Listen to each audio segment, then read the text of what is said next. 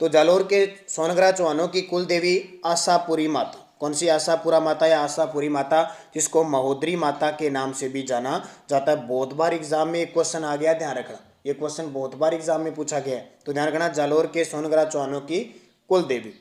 दूसरा क्वेश्चन आपके लिए था, कीर्तिपाल चौहान ने सोनग्रा चौहान वंश की नींव कब डाली थी। कीर्तिपाल जो चौहान था उसने सोनग्रा चौहान वंश की नींव कब डाली थी।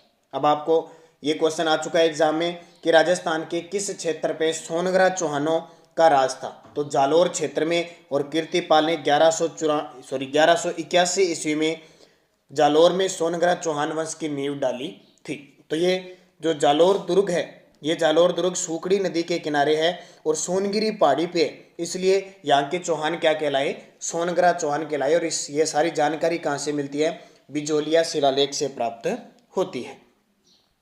तीसरा क्वेश्चन देखिए, कीर्तिपाल के बारे में किसने कहा कि तू एक महान राजा है। आज तक के इतिहास में एक बार क्वेश्चन आ चुका है ये, कीर्तिपाल के बारे में किसने कहा कि तू एक महान राजा है। तो आपका आंसर था मोहनोत नैणसी। मोहनोत नैणसी ने इसे कहा कि तू एक महान राजा है। क्वेश्चन ऐसे आया था कि मोहनोत नैणसी ने किस शासक को कि तू एक महान राजा की संज्ञा दी, तो कीर्तिपाल को। आगे क्वेश्चन आ सकता है, लेकिन आज तक एक ही बार ये क्वेश्चन आया। मोहनोत नैणसी जानते हो आप, राजस्थान का जिसे अबुल फजल कहा जाता है। चौथा क्वेश्चन था, मोहनोत नैणसी के अनुसार अलाउद्दीन खिलजी व कान्हड़ देव के बीच युद्ध का कारण क्या था। मोहनोत नैणसी के अनुसार अलाउद्दीन खिलजी और कान्हड़ देव के बीच क्या कारण था कि 1311 ईस्वी में जालोर दुर्ग का साका हुआ था, अलाउद्दीन खिलजी को आक्रमण करना पड़ा।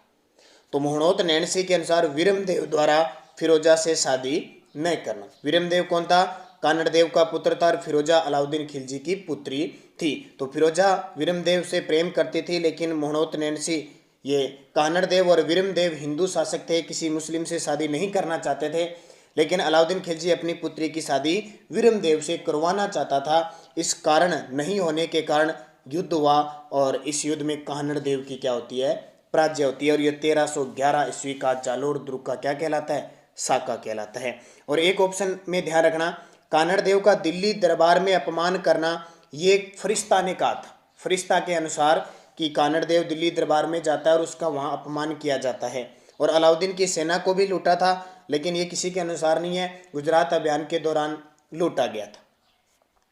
5 नवंबर सिवाना दुर्ग के साके में विश्वासघात किसने किया था। अब आपको पता होना चाहिए कि सिवाना दुर्ग है कहाँ पे, किस पहाड़ी पे है, और साका कब हुआ।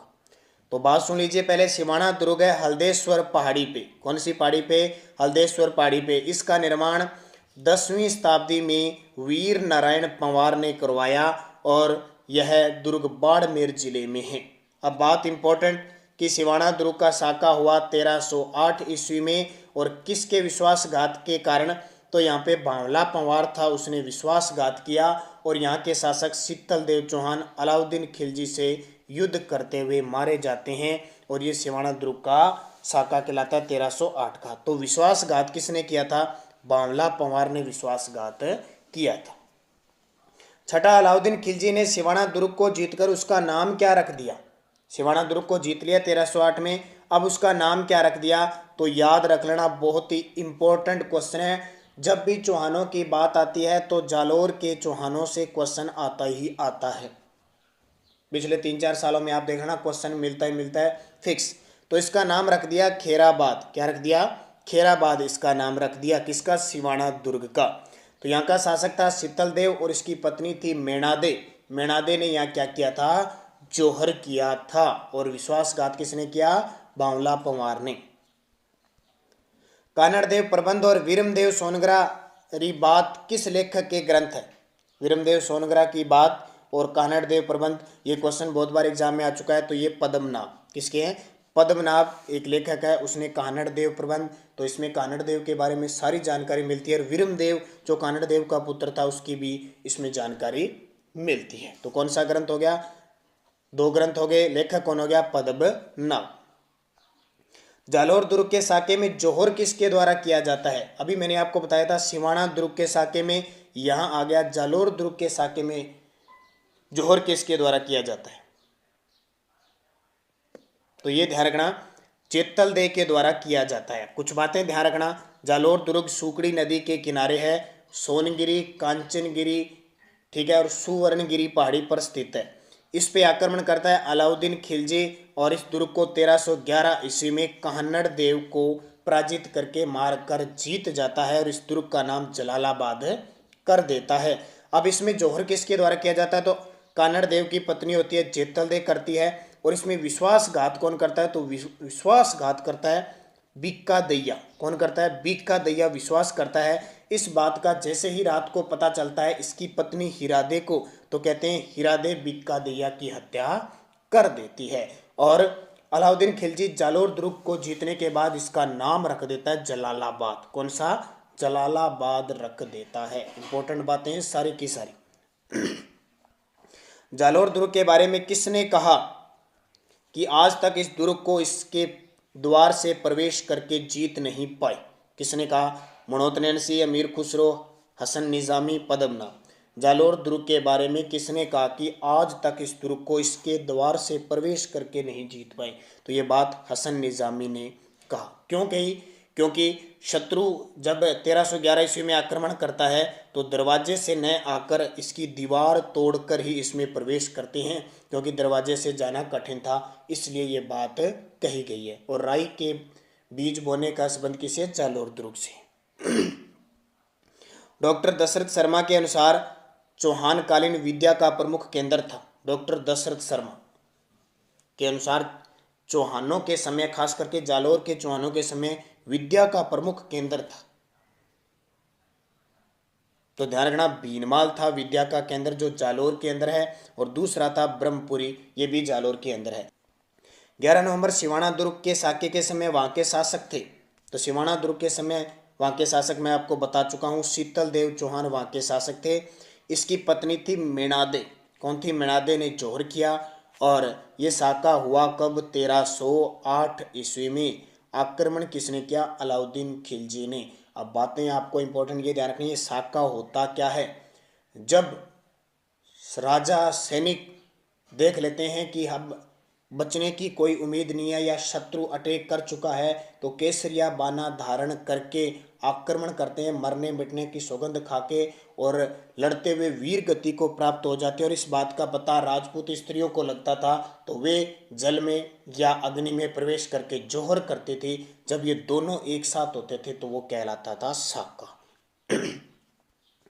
12 नंबर, राजस्थान के दुर्गों पर अलाउद्दीन खिलजी द्वारा किए गए आक्रमण का सही क्रम। ये क्वेश्चन बहुत ही इम्पोर्टेंट है, और ये जो सुल्तान था ये राजस्थान के लिए बहुत इम्पोर्टेंट है। हिस्ट्री की बात हो और अलाउद्दीन खिलजी से क्वेश्चन आए, ऐसा नहीं होगा कभी, ध्यान रखना। अलाउद्दीन खिलजी पूछे आपको राजस्थान में इस्लाम धर्म का प्रसार करने वाला शासक कौन सा है, सर्वाधिक इस्लाम धर्म का प्रसार करने वाला, तो अलाउद्दीन खिलजी आएगा। अब ये क्वेश्चन बहुत बार आ चुका है, क्रम बताना है आपको। तो अगर आपको सन पता है साकों के, दुर्गों के, तो आप क्वेश्चन सही कर सकते हो। सबसे पहले 1301 में रणथंभौर दुर्ग का साका हुआ था, तो रणथंभौर यहाँ 2 में आ गया। फिर हुआ था चित्तौड़गढ़ दुर्ग का साका 1303 में, तो चित्तौड़गढ़ यहाँ आ गया। इसका मतलब ये कट गया, ये वैसे ही कट गया, और ये वैसे ही कट गया। 1303। उसके बाद में आता है सिवाना दुर्ग का साका 1308 में, ये आ गया। और फिर आता है जालोर दुर्ग का साका 1311 में, तो ऑप्शन सही हो जाएगा। किस शिलालेख के अनुसार जालोर का प्राचीन नाम जबालीपुर मिलता है? किस शिलालेख के अनुसार? ये तो आसान था आपके लिए। जालोर का प्राचीन नाम मिलता है बिजोलिया शिलालेख के अनुसार। क्या नाम मिलता है? जबालीपुर। कहते हैं कि जब इस क्षेत्र में एक महर्षि जबाली नाम के व्यक्ति रहते थे, उनकी तपोभूमि, कर्म भूमि के कारण इसका नाम जबालीपुर पड़ा, और बाद में जाल वृक्ष होने के कारण ज़्यादा इसका नाम क्या पड़ गया? जालोर पड़ गया। बिजोलिया शिलालेख, इसके रचयिता गुणभद्र है, और 1170 ईस्वी में ये रचा गया।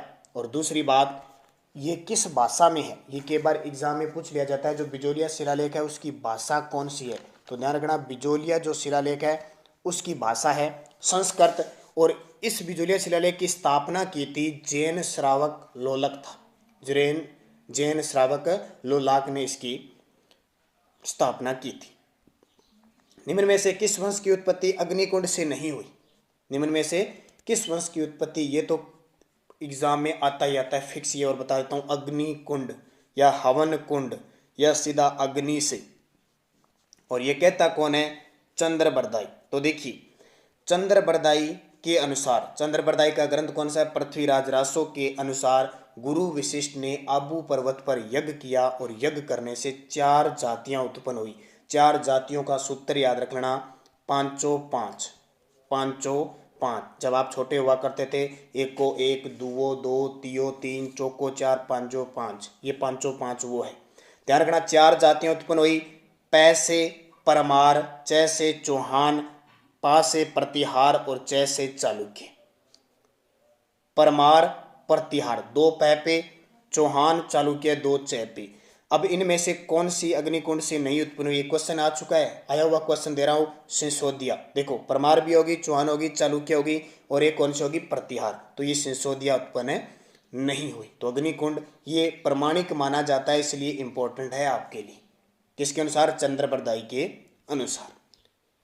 त्राइन का द्वितीय युद्ध कब हुआ? त्राइन का द्वितीय युद्ध, तो ये क्वेश्चन तो बहुत ही इंपॉर्टेंट है। ये क्वेश्चन इंपॉर्टेंट क्यों है? पहले तो आपको बताता हूँ। 1192 में हुआ। किस किस के बीच? पृथ्वीराज तृतीय और मोहम्मद गोरी के साथ, जिसमें मोहम्मद गोरी जीत गया। इसलिए इंपॉर्टेंट है क्योंकि एक ऐतिहासिक घटना बदलती है। जहाँ तक इतने दिन हिंदू बादशाह हुआ करता था, अब मुस्लिम सत्ता शुरू हो गई। मोहम्मद गोरी से लेकर पूरा दिल्ली सल्तनत, मुगल, सारे के सारे दिल्ली हिंदुस्तान का बादशाह कहलाने लगे मुसलमान। तो यहाँ से इतिहास बदलता है। जो हिंदू शासक हुआ करते थे हिंदुस्तान के बादशाह, अब वो मुसलमानों के हाथों में बादशाहता चली गई। इसलिए ये क्वेश्चन आसान है, फिर भी एग्जाम में इसलिए पूछा जाता है कि हर एक विद्यार्थी को इस त्राइन का युद्ध पता होना चाहिए। त्राइन का प्रथम युद्ध 1191 और त्राइन का द्वितीय युद्ध 1192। 16 नंबर, हमीर महाकाव्य में पृथ्वीराज द्वारा मोहम्मद गोरी को कितनी बार हराने की बात कही गई है? पृथ्वीराज मोहम्मद गोरी को कितनी बार हराता? ये क्वेश्चन बहुत इंपॉर्टेंट है क्योंकि 9th क्लास की SST की बुक में सारा विवरण है, इसलिए आपके लिए इंपॉर्टेंट हो सकता है। तो ध्यान रखना, हमीर महाकाव्य जिसकी रचना नैन चंद्र सूरी ने की थी, उसके अनुसार 7 बार मोहम्मद गोरी को हराता है। पृथ्वीराज प्रबंध है उसके अनुसार 8 बार गोरी हारता है। पृथ्वीराज रासो के अनुसार 21 बार गोरी हारता है और प्रबंध चिंतामणि के अनुसार 23 बार मोहम्मद गोरी पृथ्वीराज चौहान से हारता है। तो ये इंपॉर्टेंट, ज़्यादातर हमीर महाकाव्य और पृथ्वीराज रासो 2 का ज़्यादा ध्यान रखना। पृथ्वीराज रासो के अनुसार 21 बार और हमीर महाकाव्य के बारे में 7 बार। 17 नंबर, अमीर खुसरो ने किस दुर्ग के बारे में कहा कि आज कुफर का गढ़ इस्लाम का घर हो गया? कुफर का गढ़ इस्लाम का घर। तो आसान सा क्वेश्चन होगा। रणथंबोर दुर्ग के बारे में कहा जब हमीर देव चौहान को अलाउद्दीन खिलजी ने हरा दिया तो क्या हुआ? अमीर खुसरो अलाउद्दीन खिलजी के साथ ही रहता था। आंखों देखा हाल अमीर खुसरो अपनी बुक में लिखता था। तो इसने जब अलाउद्दीन खिलजी ने रणथंबोर दुर्ग पर अधिकार कर लिया तो इसने कहा कि जो हिंदू विरोधी था और हिंदुओं का जो गढ़ था, आज वो मुसलमानों का इस्लाम का गढ़ हो गया। ये बात किस दुर्ग के लिए कहते हैं? रणथंबोर दुर्ग के लिए। और अबुल फजल रणथंबोर दुर्ग के बारे में क्या कहता है कि राजस्थान के बाकी सब दुर्ग नंगे हैं जबकि ये बख्तरबंद है। ध्यान रखना, इंपॉर्टेंट है। रणथंबोर दुर्ग का साका हुआ कब? क्योंकि चौहान वंश से संबंधित टॉपिक था सारा, तो इसलिए इंपॉर्टेंट।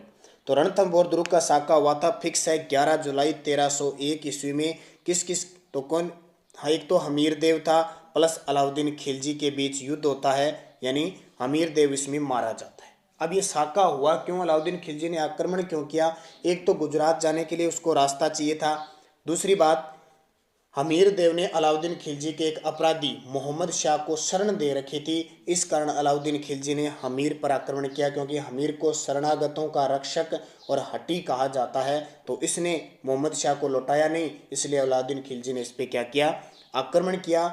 आक्रमण किया तो हमीर देव मारा गया और उसकी पत्नी रंग देवी के दौरान यहाँ जल जोहर होता है, जो राजस्थान का प्रथम एकमात्र जल जोहर और राजस्थान का प्रथम है साका भी होता है। तो ये सारे इंपॉर्टेंट आपके लिए हमीर थे। कवि बांधव की उपाधि किस चौहान शासक को प्राप्त थी? कवि बांधव, ये क्वेश्चन होनी, चौहान का कोई क्वेश्चन आ जाए कवि बांधव की उपाधि ना आए। पिछले 3-4 सालों के एग्जामों में देखना आपको कवि बांधव या कटी बांधव आता है। क्वेश्चन आता ही आता है फिक्स। तो कवि बांधव की उपाधि विग्रह राज चतुर्थ को प्राप्त है, जिसको हम क्या कहते हैं, विसल देव भी कहा जाता है। और इसको उपाधि किसने दी थी, तो जयानक भट्ट ने दी थी। जयानक भट्ट ने इसको विग्रह राज चतुर्थ को कवि बांधव की उपाधि दी थी। निम्न में से कौन सा विद्वान पृथ्वीराज चौहान तृतीय के दरबारी कवि नहीं था? कौन सा विद्वान जो पृथ्वीराज चौहान तृतीय का दरबारी कवि नहीं था? तो देखिए, विद्यापति गौड़ तो था, पृथ्वी भट्ट भी था, चंद्रबरदाई था, सोमदेव नहीं था। ये सोमदेव ललित विग्रह राज जो ग्रंथ लिखा था विग्रह राज चतुर्थ के दरबार में था। तो तीन तो ये हो गए, कौन कौन से? विद्यापति गौड़, पृथ्वी भट्ट, चंद्रबरदाई, एक जयानक, एक जनार्दन, एक आशाधर, एक वागीश्वर, एक विश्वरूप, सारे पृथ्वीराज चौहान तृतीय के दरबार में थे। 21 नंबर, चौहान वंश का पितृहंता किसे कहा जाता है? चौहान वंश का पितृहंता, तो ये तो आसान सा है। तो चौहान वंश का पितृहंता जगदेव को कहा जाता है। इस जगदेव ने अपने पिता अर्णोराज की हत्या की थी। किसकी? अर्णोराज की हत्या इस जगदेव ने की थी। अब मुझे जल्दी से कमेंट करके बता दो, मेवाड़ का पितृहंता किसे कहा जाता है? मेवाड़ का पितृहंता, जल्दी से कमेंट करके बताओ। मेवाड़, आपको मैं क्वेश्चन पहले दे चुका हूँ और बहुत बार बता चुका हूँ। 22 नंबर, बूंदी का तारागढ़ दुर्ग जिसे तिलिस्मी किला कहा जाता है का निर्माण किसने करवाया? बूंदी का जो तारागढ़ दुर्ग है जिसे तिलिस्मी किला कहा जाता है, इसका निर्माण किसने करवाया? बहुत इंपॉर्टेंट है। तो हड़ौती के चौहान भी आपको दिए गए थे। तो इसका निर्माण करवाया था बरसिंघहाड़ा ने। किसने? बरसिंघहाड़ा ने। और इसे किस नाम से जाना जाता है? तिलिस्मी किला। और एक व्यक्ति इतिहासकार था रुडयार्ड किपलिंग। रुडयार्ड किपलिंग ने कहा कि यह दुर्ग मानव ने नहीं बल्कि प्रेतों द्वारा बनाया गया है। कौन सा किला? बूंदी का तारागढ़। एक तारागढ़ और किला कहाँ पे है? मुझे जल्दी से कमेंट करके बता दो तारागढ़। तो पहले वाला क्वेश्चन क्या था कि मेवाड़ का पितृहंता किसे कहते हैं? तो मेवाड़ का पितृहंता उद्दा को कहते हैं जिसने कुंभा की हत्या की थी। मारवाड़ का पितृहंता कहते हैं मालदेव को जिसने राव गांगा की हत्या की थी। और मारवाड़ का दूसरा पितृहंता कहा जाता है जो जिसने अजीत सिंह की हत्या की थी, अभय सिंह का भाई था बख्त सिंह, उसे कहा जाता है। तो रुडयार्ड किपलिंग ने तारागढ़ दुर्ग के बारे में कहा कि यह दुर्ग मानव नहीं बल्कि प्रेतों द्वारा बनाया गया है। अब जल्दी से बता दो, एक तो तारागढ़ बूंदी में हो गया, दूसरा तारागढ़ कहाँ है? जल्दी से बताइए कमेंट कर। 23 नंबर क्वेश्चन देखो, बूंदी से अलग कर कोटा को स्वतंत्र रियासत किस मुगल बादशाह ने बनाई थी? बूंदी से अलग करके कोटा को स्वतंत्र रियासत, तो उस समय मुगल बादशाह कौन था? तो उस समय मुगल बादशाह था शाहजहां। और 1631 ईस्वी में कब शाहजहां ने कोटा को बूंदी से अलग राज्य बना दिया और उसका पहला स्वतंत्र शासक बना माधो सिंह। कौन बना? माधो सिंह। तो ध्यान रखना, इंपॉर्टेंट है आपके लिए क्वेश्चन। तारागढ़ दुर्ग कहाँ पे है? तो तारागढ़ दुर्ग अजमेर के अंदर। हमीर हट के रचयिता चंद्रशेखर बूंदी के किस शासक के दरबारी कवि थे? नाम सुना है आपने हमीर हट ग्रंथ, और उसके रचयिता भी बहुत चंद्रशेखर सुना है, लेकिन वो बूंदी के किस शासक के दरबारी कवि थे? तो ध्यान रखना, सुरजन सिंह शासक थे बूंदी के, उनके दरबारी कवि थे। इस चंद्रशेखर ने 2 ग्रंथ लिखे, एक तो हमीर हट और एक सुरजन चरित्र। अब नाम से याद रख लेना आज के बाद, सुरजन चरित्र। सुरजन सिंह बूंदी का शासक था जो अपनी दानशीलता के लिए प्रसिद्ध था। किसके लिए? दानशीलता के लिए प्रसिद्ध था। इंपॉर्टेंट है आपके लिए बहुत ही। और 25 नंबर, हड़ौती के ताजमहल अबली महल का निर्माण किसने करवाया? नाम सुनते हो, हड़ौती का ताजमहल और राजस्थान का दूसरा ताजमहल भी कहते हैं अबली को। तो इसका निर्माण किसने करवाया? किस शासक ने करवाया था? वो कोटा का शासक था। इतना मैं आपको बताता हूँ, क्योंकि अबली का महल कहाँ पे? कोटा में। तो इसका जो निर्माण करवाया था राव मुकुंद सिंह ने करवाया था, जो 1648 से 1658 तक राज्य करते हैं। इनकी एक प्रेमिका थी अबली मिणी, उनके नाम पर दर्रा अभयारण्य में इन्होंने इसका निर्माण करवाया था। तो इम्पोर्टेंट